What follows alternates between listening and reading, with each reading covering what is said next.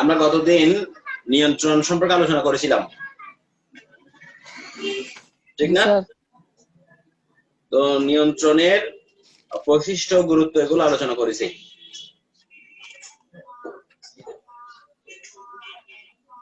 তো আজকে আমরা দেখব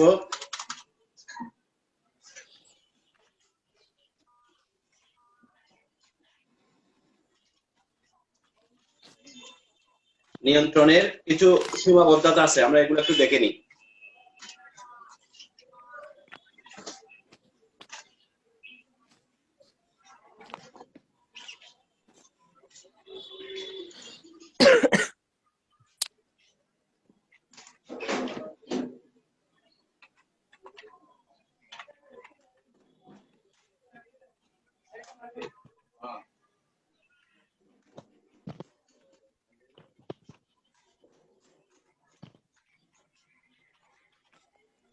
নিয়ন্ত্রণের সীমাবদ্ধতা, প্রথম যেটা বলা হচ্ছে যে এখানে আদর্শ মান নির্ধারণ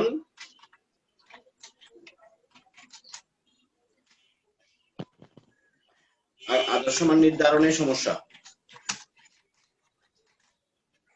ঠিক আছে? আচ্ছা, আমরা আদর্শ মান মানে কি বলেছিলাম? পূর্ব থেকে নির্ধারণ করে রাখা, কিভাবে আমরা কোন পদ্ধতি বা কতটুকু গুণাবলী নিয়ে এটা কি করব, তৈরি করব। এখন বলা হচ্ছে নিয়ন্ত্রণের কার্যকারিতা সঠিক নিয়ন্ত্রণ মান প্রতিষ্ঠার উপরে বহুল অংশ নির্ভরশীল, কিন্তু বাস্তবে নানাবিধ কারণে অনেক সময় সঠিক মান প্রতিষ্ঠান করা সম্ভব হয় না। আমরা আদর্শ মান কি করতে পারি না, নির্ধারণ করতে পারি না। এটা হচ্ছে আদর্শ মান নির্ধারণের সমস্যা। আমরা যদি নিয়ন্ত্রণ সংজ্ঞা দেখতে যাই, আদর্শ মান অনুযায়ী কাজ সম্পাদিত হচ্ছে কিনা তা দেখা, এটা আমরা বলি। পূর্ব নির্ধারিত মান অনুযায়ী কাজ সম্পাদিত হয় কিনা, এটা আমরা বলি। অর্থাৎ অনেক সময় দেখা যায় যে আসলে এই আদর্শ মান নির্ধারণ করা খুবই কষ্ট হয়ে পড়ে। যদি আদর্শ মান আমরা নির্ধারণ করতে না পারি, তাহলে ওই পরিকল্পনা বাস্তবায়ন করা খুবই কঠিন। তারপর বলা হচ্ছে সঠিক তথ্যের অভাব।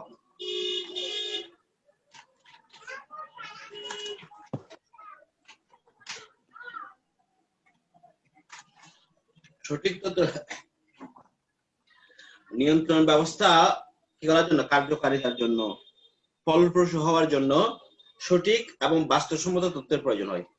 আমাদের সঠিক এবং বাস্তবসম্মত তথ্যের প্রয়োজন হয়, কিন্তু প্রতিষ্ঠানে কার্যকর যোগাযোগ ব্যবস্থা, দুর্বল শ্রম ব্যবস্থাপনা সম্পর্ক প্রভৃতির কারণে অনেক সময় সঠিক তথ্য সংগ্রহ করা সম্ভব হয় না। আমরা অনেক সময় সঠিক তথ্য কি করতে পারি না, সংগ্রহ করতে পারি না। আর সঠিক তথ্য যদি সংগ্রহ করতে না পারি, তাহলে ওই নিয়ন্ত্রণ বাস্তবায়ন করা খুবই কঠিন হয়ে পড়ে। ঠিক আছে স্যার? এরপর হচ্ছে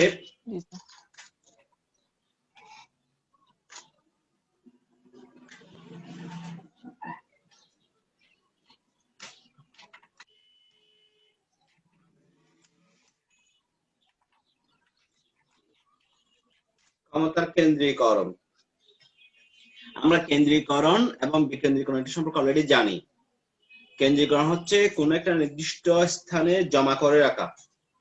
কোন সিদ্ধান্ত গ্রহণ যদি উচ্চপদস্থ হাতে গ্রহণ করা যদি উচ্চপদস্থ হাতে জমা করে রাখে, তাহলে এটা কেন্দ্রীকরণ। আর যদি এটা কি করা হয়, চারির কর্মীদের অধস্তনদের হাতে ছড়িয়ে দেওয়া হয়, তাহলে এটা হচ্ছে বিকেন্দ্রীকরণ। এখানে কেন্দ্রীকরণটা একটা সমস্যা। ক্ষমতার কেন্দ্রীকরণ কার্যকর নিয়ন্ত্রণে বাধা সৃষ্টি করে। ধরো নিয়ন্ত্রণ কিন্তু প্রতিষ্ঠানের সর্বস্তরে ব্যাপক। আমরা ব্যাপ্তি যখন পড়েছিলাম, প্রতিষ্ঠান নিয়ন্ত্রণের ব্যাপ্তি, এটা সব স্তরে আছে। তাহলে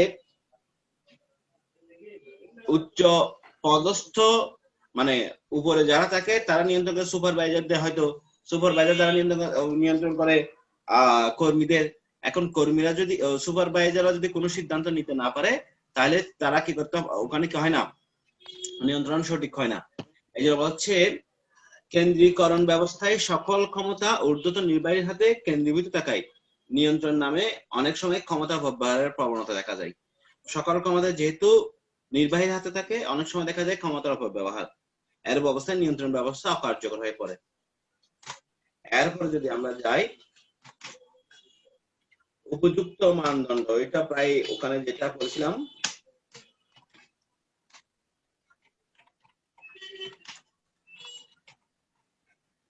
উপযুক্ত মানদণ্ডের অভাব। আমরা যদি ওই নিয়ন্ত্রণ কার্যকর করতে যাই, উপযুক্ত মানদণ্ড নির্ণয় করতে হবে, ওই আদর্শ মানের মতো মানদণ্ডটা নির্ণয় করতে হবে। কিছু কিছু ক্ষেত্রে যেমন উৎপাদন প্রক্রিয়া বা গুণাগুণকে বস্তুগত বা আর্থিক দিক থেকে নির্দিষ্ট মানদণ্ডে পরিমাপ করা যেতে পারে। অনেক সময় বলা হচ্ছে আর্থিকভাবে নির্দিষ্ট মানদণ্ডে পরিমাপ করা যেতে পারে, অথবা গুণগত বিভিন্ন মানদণ্ডে পরিমাপ করা যেতে পারে। প্রত্যাশিত কাজের মান নির্ণয় করা না গেলে সম্পাদিত কাজও যাচাই করা যায় না। আমার প্রত্যাশিত কাজ কিরকম হবে, এটা যদি আমরা আগে থেকে কি করতে না পারি, নির্ণয় করতে না পারি, তাহলে যে কাজটা সম্পাদন করব সেটাও যাচাই করা যায় না। বোঝা গেছে? উপযুক্ত মানদণ্ডের অভাব মানে হচ্ছে যে আমরা অনেক সময় যদি আমাদের যে কাজটা হবে এটা কিরকম হবে এটা যদি আগে থেকে নির্ধারণ করে রাখতে না পারি, তাহলে যখন কাজ করে ফেলবো তখন আর কি করতে পারবো না, মানে যাচাই করতে পারবো না আমার উপযুক্ত কাজের সাথে। এটা কথা বলা হচ্ছে। এরপর বলা হচ্ছে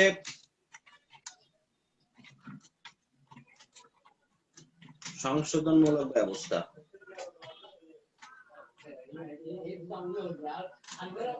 সংশোধনমূলক ব্যবস্থা অবলম্বনে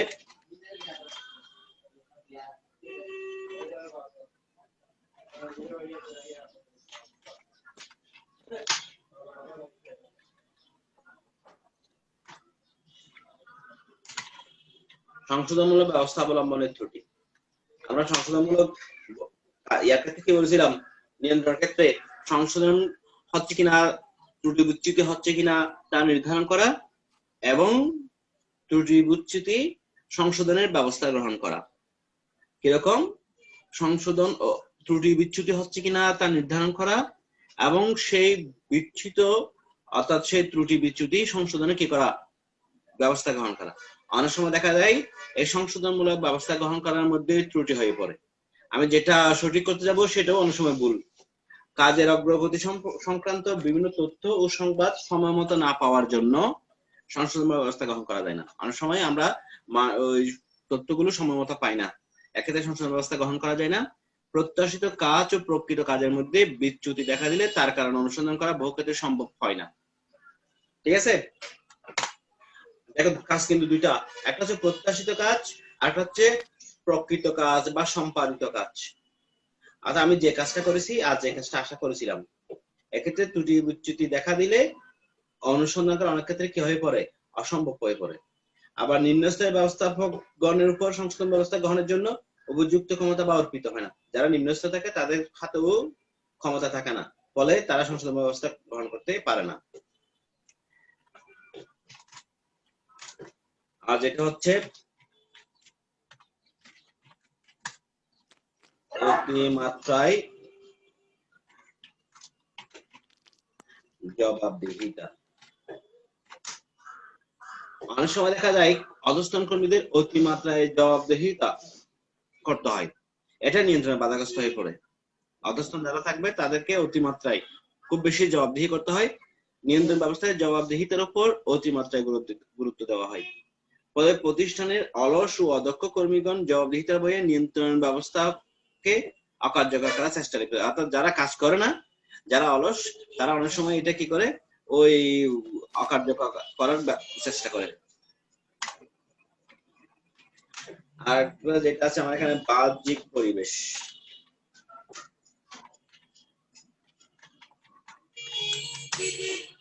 বাহ্যিক পরিবেশে বলা হচ্ছে নিয়ন্ত্রণ ব্যবস্থায় প্রতিষ্ঠানের অভ্যন্তরীণ পরিবেশের প্রভাবে সৃষ্ট ত্রুটি বিচ্যুতি সংশোধন করা সহজ হলেও আমাদের প্রতিষ্ঠানের অভ্যন্তরে যেগুলো থাকবে এটার জন্য আমরা কি করতে পারি, নিয়ন্ত্রণ ব্যবস্থা মোটামুটি করতে পারি, কিন্তু বাহ্যিক পরিবেশের প্রভাবে সৃষ্ট ত্রুটি বিচ্যুতি সহজে সংশোধন করা যায় না, যা একদিকে যেমন প্রতিষ্ঠানের ব্যয় বৃদ্ধি করে, অন্যদিকে নিয়ন্ত্রণ ব্যবস্থাকেও শিথিল করে তোলে।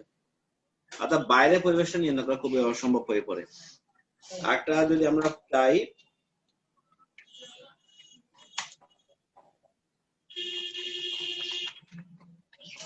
সম্পাদিত কাজের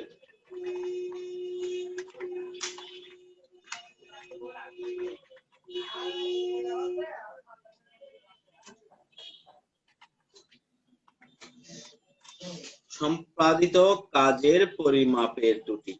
আমরা যে কাজটা করেছি ওই কাজটা অনেক সময় সঠিকভাবে সম্পাদন করতে পারি না বা পরিমাপ করতে পারি না, কতটুকু কাজ সম্পাদন করলাম।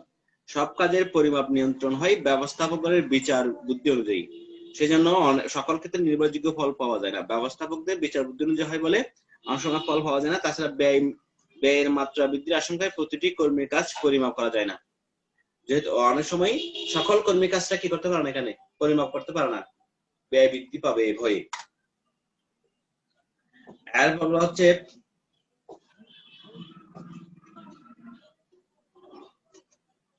আমরা তারপর যদি যাই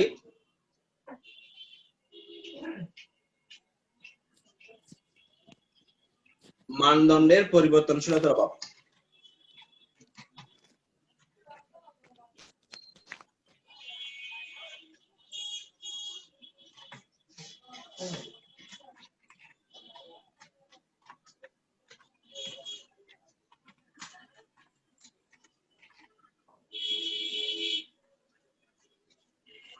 আমরা তো প্রথমেই মানদণ্ড নির্ধারণ করে রেখেছিলাম যে কি কাজটা কিরকম হবে বা পণ্যের গুণগত মান কিরকম হবে। কিন্তু অনেক সময় দেখা যায় যে যখন আমরা কাজটা কি করব সম্পাদন করতে যাব তখন ওই মানদণ্ডটা আসলে পরিবর্তন, বিভিন্ন কারণে পরিবর্তন করতে হয়। অর্থাৎ বাইরে আমাদের যে পরিবেশ আছে এটা রুচিটা পরিবর্তন হয়ে যেতে পারে। মানে আমরা যে পণ্যটা উৎপাদন করেছি দেখা যাচ্ছে যে এটা আসলে এখন বাজারে তেমন খুব বেশি গ্রহণযোগ্য হচ্ছে না, তাহলে আমার মানদণ্ডটা চেঞ্জ করতে হয়।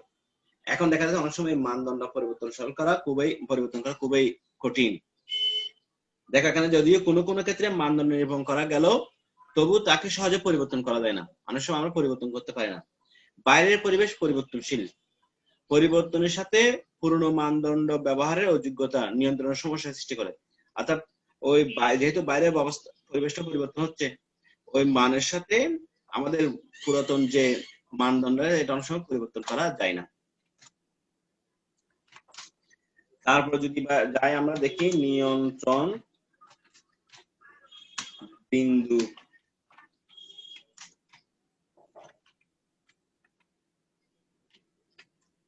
চিহ্নিতকরণ সমস্যা, অর্থাৎ নিয়ন্ত্রণের সঠিক কেন্দ্রবিন্দু, নিয়ন্ত্রণটা কোথায় হবে সঠিক কেন্দ্রবিন্দু নির্ধারণের উপর নিয়ন্ত্রণের সার্থকতা নির্ভর করে। কিন্তু সঠিক তথ্যের অভাবে, দুর্বল যোগাযোগ ব্যবস্থা প্রভৃতির কারণে নিয়ন্ত্রণের সঠিক বিন্দু বা অবস্থান নির্ধারণ করা সম্ভব না। কোত্থেকে আমরা নিয়ন্ত্রণটা শুরু করব এই বিন্দু নির্ধারণ করার সময় কি হয়ে পড়ে সমস্যা হয়ে পড়ে। এগুলো হচ্ছে সমস্যা বা সীমাবদ্ধতা। আমরা যদি বলি নিয়ন্ত্রণের সীমাবদ্ধতা অথবা সমস্যা অথবা অসুবিধা।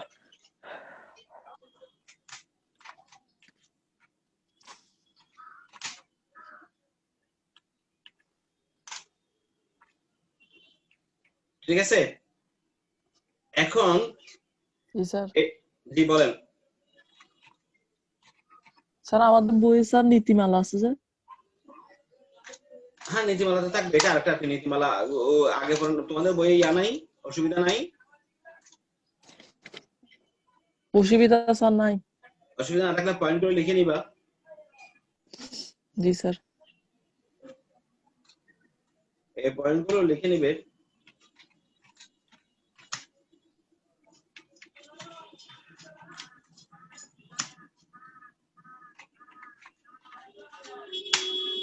অসুবিধা দূরকরণের উপায়।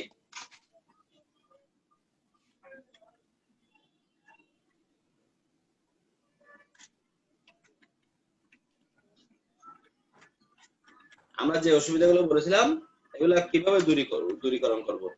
আচ্ছা, প্রথমটা হচ্ছে আদর্শ মান নির্ধারণ সমস্যা। তার মানে আমাদের কাজটা কি হচ্ছে, আদর্শ মানটা ভালো করে কি করতে হবে, প্রতিষ্ঠা করতে হবে। দেখো আমাদের আদর্শ মান নির্ধারণের সমস্যা, এটা হচ্ছে একটা নিয়ন্ত্রণের সীমাবদ্ধতা। তো এখন এই সমস্যা দূর করতে হলে আমাদের আদর্শ মান কি করতে হবে, প্রতিষ্ঠা করতে হবে। ফলে যদি আমরা আদর্শ মানটা প্রতিষ্ঠা করতে পারি তাহলে আমাদের প্রকৃত কাজের সাথে ওই আদর্শ মানের আমরা একটা কি করতে পারবো, তুলনা করতে পারবো। এরপর এখানে একটা আছে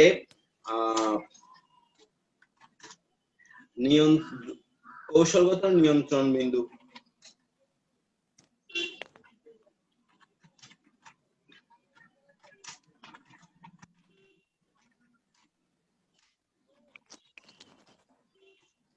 নির্ধারণ, অর্থাৎ কোথেকে আমরা নিয়ন্ত্রণের কাজ শুরু করবো এটা আমাদের নির্ধারণ করতে হবে। ঠিক আছে, নিয়ন্ত্রণ কার্যকর নিয়ন্ত্রণ ব্যবস্থা প্রতিষ্ঠার লক্ষ্যে প্রতিষ্ঠানে অপেক্ষাকৃত জটিল, ঝুঁকিপূর্ণ, অধিক গুরুত্বপূর্ণ ক্ষেত্রগুলো চিহ্নিত করলে সেগুলোর উপর অধিক দৃষ্টি দিতে হবে। আর একটা বলা হচ্ছে যেগুলো জটিল, যেগুলো ঝুঁকিপূর্ণ, অধিক গুরুত্বপূর্ণ সেগুলো চিহ্নিত করবো এবং ওগুলোকে অধিক গুরুত্ব দিব। তারপরে নিয়ন্ত্রণ লেখে নির্দিষ্ট এর ক্ষেত্রগুলোকে কৌশলগত নিয়ন্ত্রণ বিন্দু বলে। এরপর হচ্ছে দ্রুত বিচ্যুতি নির্ধারণ।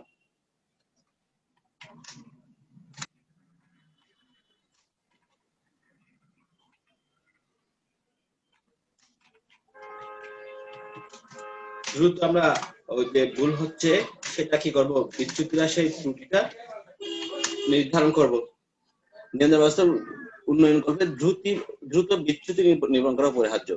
তাই প্রতিষ্ঠান এমন ব্যবস্থা গড়ে তোলা যা প্রয়োজন যাতে অতি দ্রুত পূর্ণ নির্ধারিত মানের সাথে প্রকৃত কার্যফলের তুলনা করা বিচ্যুতি নিরূপণ করা সম্ভব হয়।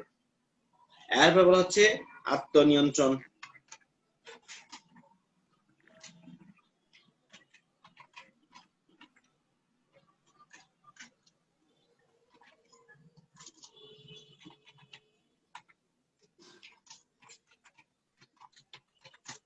আত্মনিয়ন্ত্রণ ব্যবস্থা প্রতিষ্ঠা,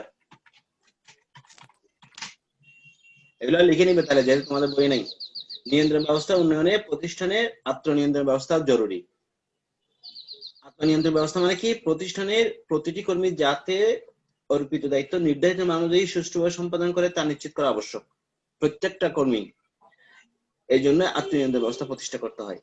এর ফলে প্রতিষ্ঠানে আত্মনিয়ন্ত্রণ ব্যবস্থা প্রতিষ্ঠিত হবে যা নিয়ন্ত্রণ ব্যবস্থার উন্নয়নে বিশেষ সহায়ক ভূমিকা রাখে। যতজন থাকবে সবার এই কাজটা যাতে সঠিক হয় এই ব্যবস্থা গ্রহণ করতে হবে।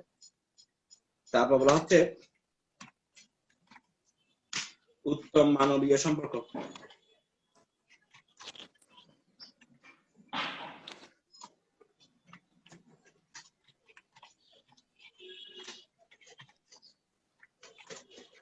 উত্তম মানবীয় সম্পর্ক নিয়ন্ত্রণ ব্যবস্থার উন্নয়নে গুরুত্বপূর্ণ ভূমিকা পালন করে।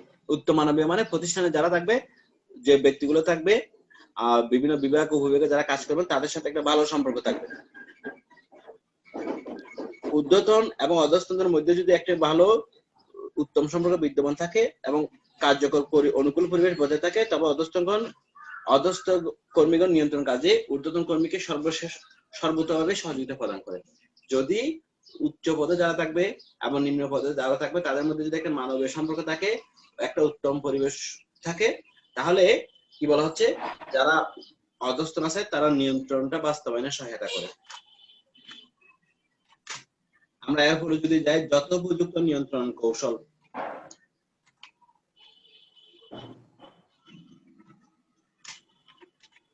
আলাউদ্দিন তার কাছে নেই।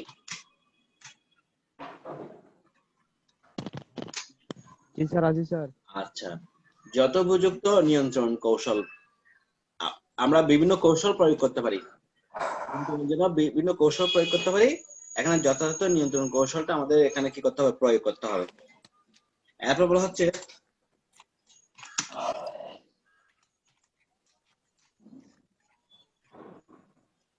সংশোধন মূলক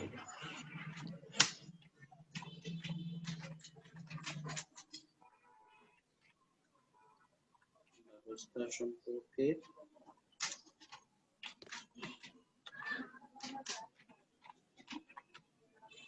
আগাম চিন্তা।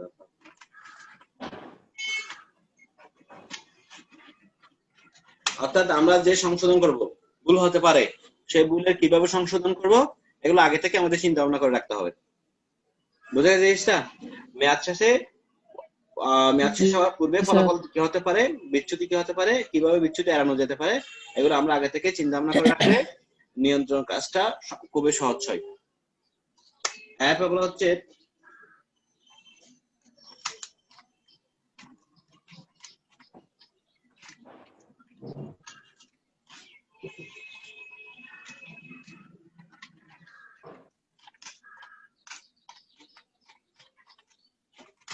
অভ্যন্তরীণ নিয়ন্ত্রণ ব্যবস্থা। নিয়ন্ত্রণ ব্যবস্থা উন্নয়নকল্পে প্রতিষ্ঠানের অভ্যন্তরীণ নিয়ন্ত্রণ ব্যবস্থা উন্নয়ন করা প্রয়োজন। আমাদের যে প্রতিষ্ঠানের যে অভ্যন্তরীণ নিয়ন্ত্রণ ব্যবস্থা এটা কি করতে হবে, উন্নয়ন করতে হবে। এ লক্ষ্যে প্রত্যেকটা বিভাগ যাতে স্ব বিভাগের কার্য নিয়ন্ত্রণ করতে পারে, এই কাজটা আমাদের এখানে করা উচিত। প্রত্যেকটা বিভাগ যাতে তাদের কার্যাবলী নিয়ন্ত্রণ করতে পারে। এরপর বলা হচ্ছে জবাবদিহিতা নিশ্চিত করো।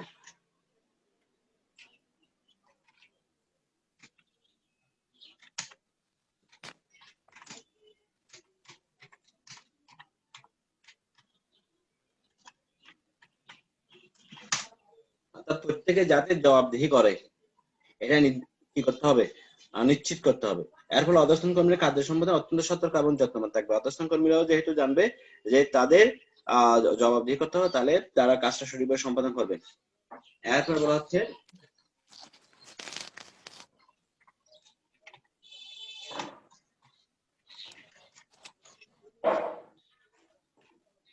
কার্যকর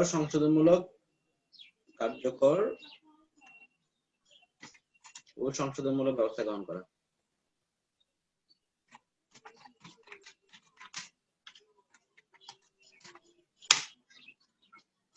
কার্যকর ও সংশোধনমূলক ব্যবস্থা গ্রহণ। উন্নয়ন ব্যবস্থা কি বলা হচ্ছে এখানে, প্রতিটি প্রতিষ্ঠানে একটি দক্ষ এবং কার্যকর নিয়ন্ত্রণ ব্যবস্থা প্রতিষ্ঠার লক্ষ্যে কার্যকর সংশোধনমূলক ব্যবস্থা গ্রহণ করা জরুরি। দ্রুত এবং কার্যকর সংশোধনমূলক ব্যবস্থা প্রাতিষ্ঠানিক উদ্দেশ্যের জন্য নিশ্চিত করে। দ্রুত, এবং আমরা যদি দ্রুত অর্থাৎ যে ভুল হচ্ছে এটা দ্রুত নির্ধারণ করতে পারবো, এবং দ্রুত যাতে এই কাজটা সঠিক হয়, সংশোধন হয়, সেই ব্যবস্থা গ্রহণ করা হচ্ছে এই নিয়ন্ত্রণ ব্যবস্থা একটা গুরুত্বপূর্ণ উদ্দেশ্য। এই জন্য বলা হচ্ছে যে দ্রুত এবং কার্যকর সংশোধনমূলক ব্যবস্থা প্রাতিষ্ঠানিক উদ্দেশ্যের জন্য নিশ্চিত করে। ঠিক আছে, আমরা তাহলে উপরে দেখছিলাম নিয়ন্ত্রণ সীমাবদ্ধতা, আর এখন দেখলাম যে এই সীমাবদ্ধতা গুলো কিভাবে দূর করতে পারবো। ঠিক আছে, নিয়ন্ত্রণ সীমাবদ্ধতার মধ্যে আমরা পেয়েছিলাম আদর্শ মান নির্ধারণের সমস্যা হতে পারে, এখানে সঠিক তথ্য আমরা পাই না, ক্ষমতা কেন্দ্রীকরণের সমস্যা হয়, উপযুক্ত মানদণ্ডের অভাব, সংশোধনমূলক ব্যবস্থা গ্রহণ অবলম্বনের ত্রুটি, অতিমাত্রায় জবাবদিহিতা, বাহ্যিক পরিবেশ, সম্পাদিত কাজের পরিমাপের ত্রুটি, মানদণ্ডের পরিবর্তনশীলতার অভাব, নিয়ন্ত্রণ বিন্দু চিহ্নিতকরণের সমস্যা, এগুলো হচ্ছে অসুবিধা। আর এই অসুবিধা দূর করার জন্য আমাদের যেটা হচ্ছে করতে হয়, আদর্শ মান প্রতিষ্ঠা করতে হবে, কৌশলগত নিয়ন্ত্রণ বিন্দু নির্ধারণ করতে হবে, দ্রুত বিচ্যুতি নির্ধারণ করতে হবে, আত্মনিয়ন্ত্রণ ব্যবস্থা প্রতিষ্ঠা করতে হবে, উত্তম মানবীয় সম্পর্ক প্রতিষ্ঠা করতে হবে, যথোপযুক্ত নিয়ন্ত্রণ কৌশল, সংশোধনমূলক ব্যবস্থা সম্পর্কে আগাম চিন্তা ভাবনা করতে হবে, অভ্যন্তরীণ ব্যবস্থা নির্ণয় করতে হবে, জবাবদিহিতা নিশ্চিতকরণ করতে হবে, এবং কার্যকর সংশোধন ব্যবস্থা করতে হবে। তো এখন যেটা আমাদের দরকার, আমরা এখন যেটা দেখবো সেটা হচ্ছে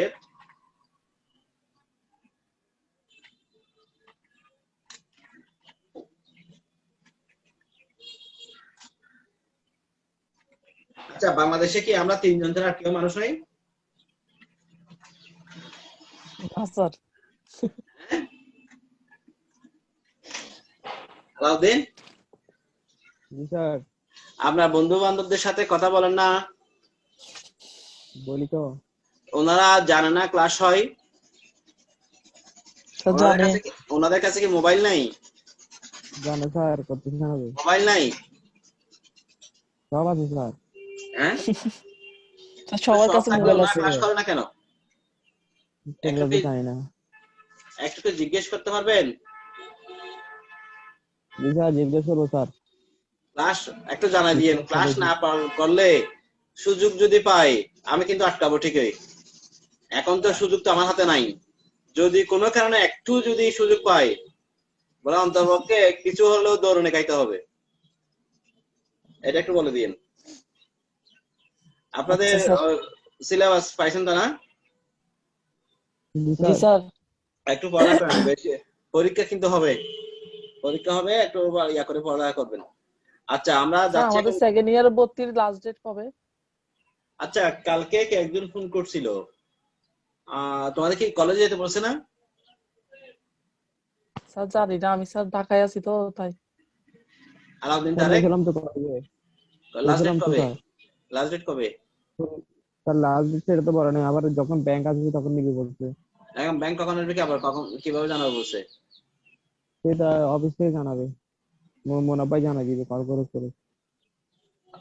তুমি একটু তাহলে অফিসে রিং করে দেখি। হ্যাঁ আচ্ছা স্যার। আচ্ছা, আমরা তাহলে যাচ্ছি নিয়ন্ত্রণের নীতিমালার মধ্যে। এগুলো প্রায় সেম, আগে যা পড়েছে এগুলোর মধ্যে আছে। দেখো প্রথম যে কাজটা হচ্ছে পরিকল্পনা এবং বাস্তবায়ন, এগুলো আসলে একটার সাথে একটা জড়িত। পরিকল্পনা হচ্ছে প্রধান কাজ, পরিকল্পনা ব্যবস্থাপনা অন্যান্য কাজের ভিত্তি। আমরা পরিকল্পনার উপর কি করে পরিকল্পনার উপর ভর করে মূলত অন্যান্য কাজগুলো সম্পাদন করতে হয়। তো এই জন্য বলা হচ্ছে প্রথমে আমাকে উদ্দেশ্য নিয়ন্ত্রণ বাস্তবায়ন করতে হবে। ঠিক আছে, প্রথম যে কাজ হচ্ছে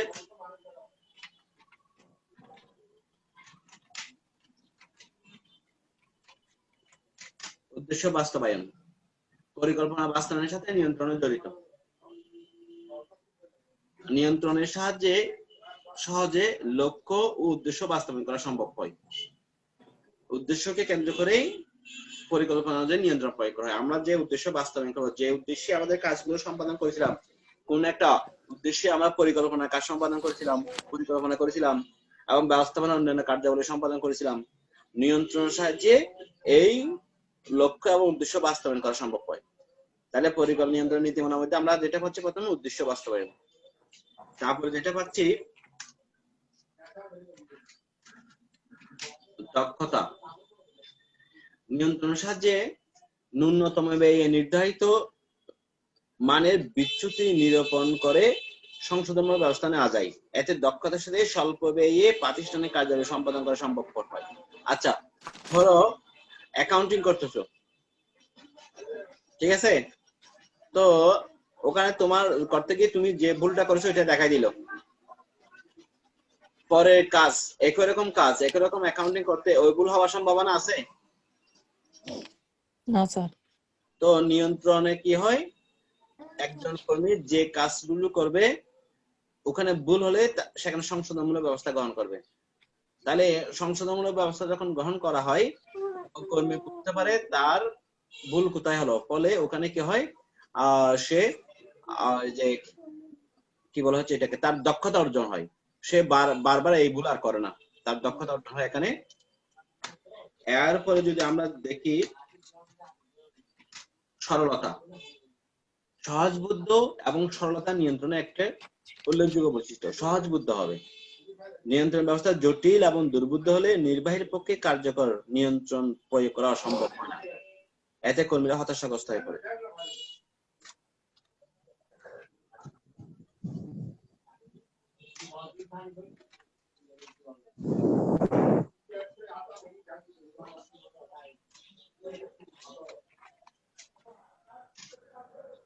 দায়িত্ব অর্পণ, পরিকল্পনার সাথে সংশ্লিষ্ট ব্যক্তির উপর নিয়ন্ত্রণের দায়িত্ব অর্পণ করা যায়।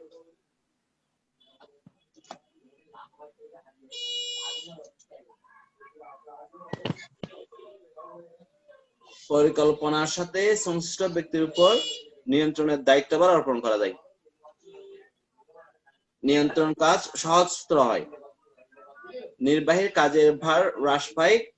বলছে পরিকল্পনার সাথে সংশ্লিষ্ট ব্যক্তির উপর নিয়ন্ত্রণের দায়িত্ব ভার অর্পণ, অর্থাৎ যারা পরিকল্পনা করবে তাদের উপরে আমরা দায়িত্ব ভারটা অর্পণ করতে পারবো।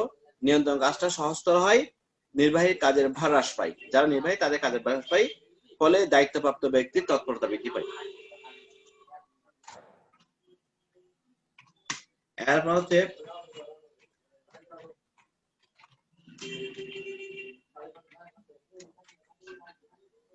পরিকল্পনার সাথে সম্পর্ক, এটা তো আমরা জানি। এরপর হচ্ছে যত উপযুক্ত।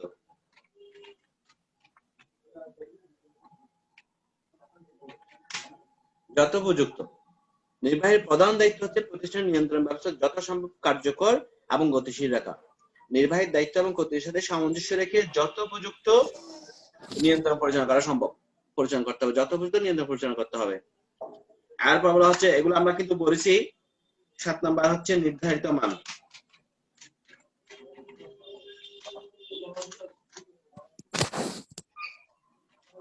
নির্ধারিত মান। 8 নাম্বার হচ্ছে ব্যতিক্রম। আচ্ছা, ব্যতিক্রমটা কি তাহলে একটু দেখে নিই।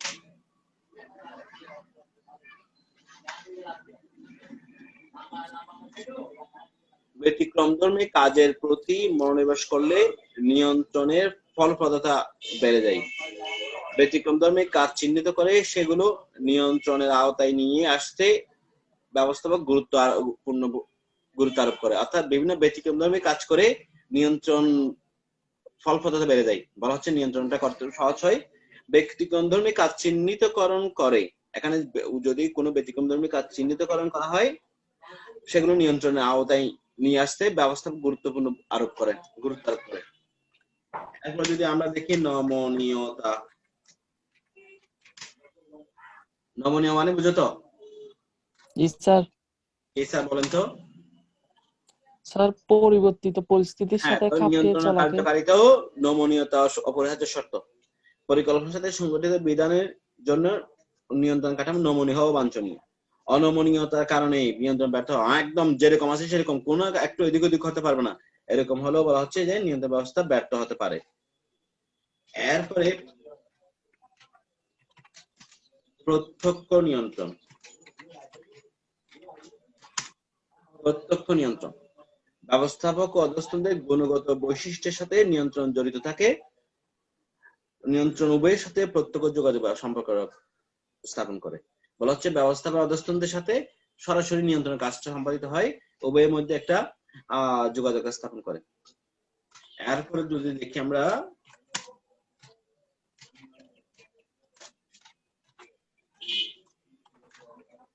ভবিষ্যৎ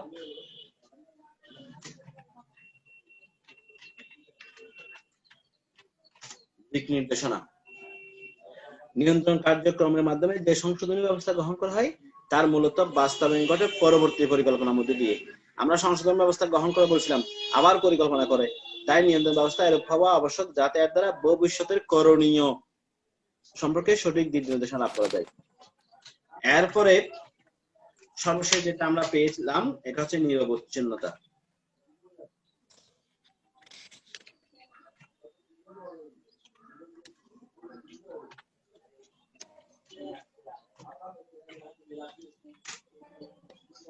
ত্রুটি বিচ্যুতি সংশোধন নিয়ন্ত্রণ কার্যক্রম গ্রহণ করা হলেও এটি পরিকল্পনা ধারাবাহিক এবং নিরবচ্ছিন্ন হওয়া আবশ্যক। সবসময় হতে থাকবে।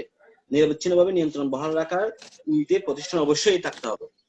এটা হচ্ছে আমরা যা আলোচনা করলাম, এগুলো হচ্ছে উদ্দেশ্য বাস্তবায়ন, নিয়ন্ত্রণ নীতিমালার মধ্যে আমরা যদি পাই দেখি উদ্দেশ্য বাস্তবায়ন, দক্ষতা, সরলতা, দায়িত্ব অর্পণ, পরিকল্পনার সাথে সম্পর্ক, যথোপযুক্ত, নির্ধারিত মান, ব্যতিক্রম, নমনীয়তা, প্রত্যক্ষ নিয়ন্ত্রণ, ভবিষ্যৎ দিক নির্দেশনা, নিরবচ্ছিন্নতা।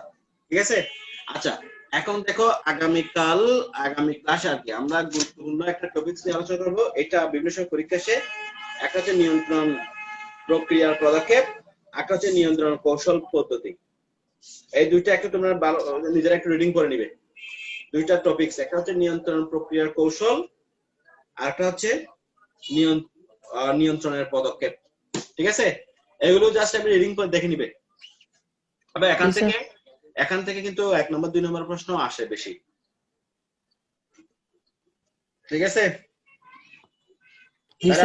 আজকে আমাদের শেষ করতেছি। জি স্যার, আসসালামু আলাইকুম। স্যার আসসালামু আলাইকুম।